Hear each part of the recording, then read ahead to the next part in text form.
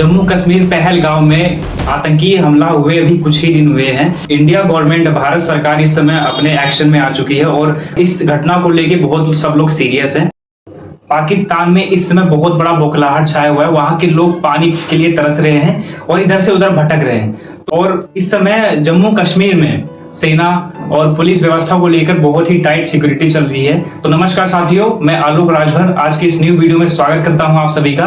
तो आज के इस न्यू वीडियो में हम बात करेंगे कि पहलगाम में जो टेररिज्म अटैक के बाद गवर्नमेंट ने क्या क्या एक्शन लिया है और उसके बाद से क्या चल रहा है। तो हम इस वीडियो में बात करते हैं। इस समय सबसे बड़ा जो मुद्दा चल रहा है पाकिस्तान में पानी को लेकर। भारत आजाद हुआ था 1947 के बाद, तो पाकिस्तान एक अलग देश बना था भारत से अलग होकर। उसके बाद से पाकिस्तान और भारत के बीच में 1960 के लगभग एक युद्ध हुआ था। तो उसके बाद जो सिंधु नदी है उससे अटैच होके कई नदियां निकलती हैं। वो सारी जो नदियां हैं इंडिया से होते और कई देशों से होते हुए पाकिस्तान में जा रही थी। तो इसका मुद्दा उठा जब पाकिस्तान गवर्नमेंट और इंडिया गवर्नमेंट ने इस पे बैठक करी और समझौता हुआ कि जो वो 6 नदी हैं, सिंधु से जो भी कनेक्टेड होके 6 नदी निकलती थी, तो उससे क्या होता था कि कुछ जो नदियों का रास्ता है वो पाकिस्तान में जाएगा और कुछ पानी इंडिया में ही रहेगा। फूड प्रोडक्शन और एग्रीकल्चर वगैरह या पीने खाने साधन में यूज करेंगे। तो जो 6 नदियां थी उसके बारे में बात करते हैं। जो पाकिस्तान में 3 नदी जो गवर्नमेंट ने एक्सेप्ट करी थी कि ये 3 नदी पाकिस्तान में जाएगी और 3 नदी इंडिया में ही रहेगी। तो जो 3 नदी थी, पहली झेलम, चेनाब और इंडस, ये 3 नदियां पाकिस्तान गवर्नमेंट को दे दी गई। ये 3 नदियां इंडिया और कई देशों से होते हुए पाकिस्तान में जाती थी। तो वहां के लोग इसका यूज करके फूड प्रोडक्शन और अपना जो जीवन यापन करते थे। और जो 3 नदियां थी वो भारत में रावी, वैस और सतलज, ये 3 नदियां इंडिया में ही इसका पानी आता था। तो जब पहलगाम अटैक हुआ उसके बाद क्या हुआ कि गवर्नमेंट इससे बहुत ही नाराज हुई और गवर्नमेंट क्या, जितने भी लोग थे, बहुत से देश और कंट्री के प्रेसिडेंट लोगों ने इस पे बहुत चिंता दिखाया। तो इन्वेस्टिगेशन और NIA के बाद बहुत से ऐसी जांच पड़ताल में पता लगा कि इसमें पाकिस्तान का भी हाथ था और कुछ चेहरे पहचाने गए हैं स्केच के द्वारा।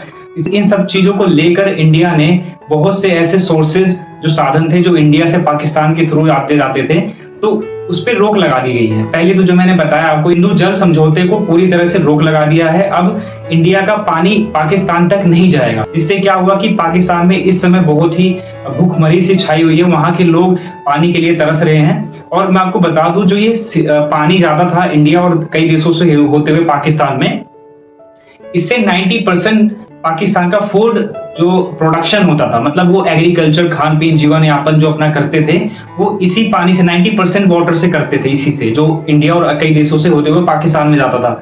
और 25% GDP उनका इन जो रिवर्स, जो सोर्सेज थे, इन्हीं से ही कलेक्शन होता था। तो ये सब चीजें तो अब पूरी तरह से वहां खत्म हो जाएगी। मैं कहने का मतलब ये कि 75% लोग पानी नहीं पा पाएंगे। तो इसका बहुत बड़ा इफेक्ट पाकिस्तान में देखने को मिलेगा। एक तरह से ये कहा जा सकता है कि आने वाले टाइम में अगर ऐसे ही रहा तो पाकिस्तान एक डेजर्ट बन जाएगा, पूरी तरह से रेगिस्तान। क्योंकि वहां जब पानी नहीं रहेगा तो लोग क्या खाएंगे, क्या पिएंगे। तो उससे जो भी उनका फूड प्रोडक्शन और जो भी वाटर सप्लाई जो भी उनका यूज होता था, वो तो सब तो पूरी तरह बंद हो जाएगा। उसके बाद जो सबसे बड़ा इफेक्ट देखने को मिला है कि भारत में जितने भी ऐसे प्रोडक्शन, मतलब व्यापार यूं कहे तो, जो लेन देन का, ट्रांसपोर्ट का जो बिजनेस था इंडिया और पाकिस्तान के बीच में, कई चीजें ऐसी थी जो पाकिस्तान से इंडिया में आती थी। और ऐसा तो बहुत कम ही होगा मेरे ख्याल से, बट इंडिया से ऐसी बहुत सी चीजें थी जो कि पाकिस्तान में बेचने के लिए या ट्रांसपोर्ट का बिजनेस होता था।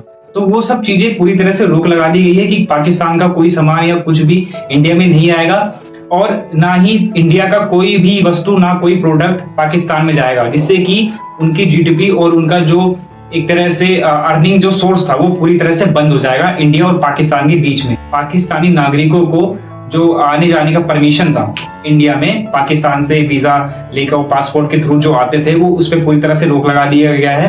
और बहुत समय पहले एक सीमा हैदर नाम की एक लेडी आई थी, सचिन, उनका कोई लव स्टोरी टाइप का था। वो अपने 4 बच्चों के साथ पाकिस्तान से इंडिया चली आई थी। तो अब इस तरह की जितने भी लोग हैं जो पाकिस्तान से इंडिया में आए हैं, तो गवर्नमेंट ने इस पे कड़ा एक्शन लिया है कि 48 आवर्स, 48 घंटों के अंदर उनकी वापसी हो जाएगी। और जितने भी लोगों ने वीजा ले रखा है पाकिस्तान से इंडिया में आने के लिए, उन सबको कैंसिल कर दिया गया है कि वो नहीं आ पाएंगे। और इस पे जो ट्रांसपोर्ट का जो बिजनेस था और आने जाने का जो था, वो पूरी तरह से रोक दिया गया है। लोग कह रहे हैं कि पाकिस्तान का ही इसमें हाथ है।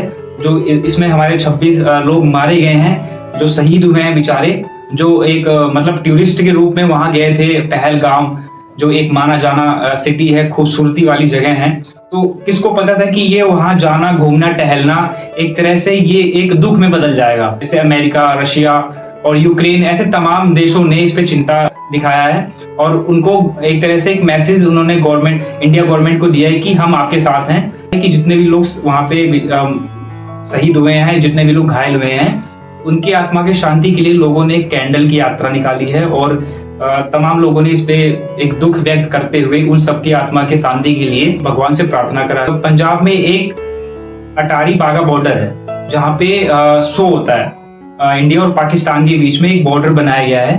तो वो क्या होता है कि वहां पे इंडिया और पाकिस्तान के लोग इकट्ठे होते थे, तो वहां पे एक तरह से शो होता था, परेड होता था और लोग एक दूसरे का एक तरह से अप्रिशिएट करते थे, एक दूसरे से मिलते थे।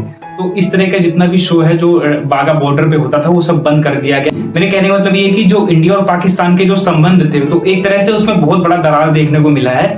जितनी भी खाने पीने और प्रोडक्शन जितना भी चीज था वो सब पे कैंसिल और रोक लगा दिया गया है। ऐसा कोई भी चीज नहीं होगा कि अब कोई आ जा सके, या वहाँ की जो पुलिस व्यवस्था है उसमें बहुत टाइट सिक्योरिटी रख रहे हैं। इनके ऊपर भी उनको डाउट हो रहा है कि इन्वेस्टिगेशन वगैरह करने के लिए तो वो उनकी जांच पड़ताल अच्छे से कर रहे हैं, व्यवस्था बहुत टाइट है वहाँ पे। तो मेरा जो एक इंटेंशन था, एक मतलब ओपिनियन था कि मैं आपको कुछ बता सकूं इसमें जो भी अभी समय प्रेजेंट में चल रहा है, तो उस चीज को मैंने आपको बताया। You like this video so like, comment and subscribe. तो मिलते हैं किसी न्यू वीडियो में। जय हिंद, जय भारत।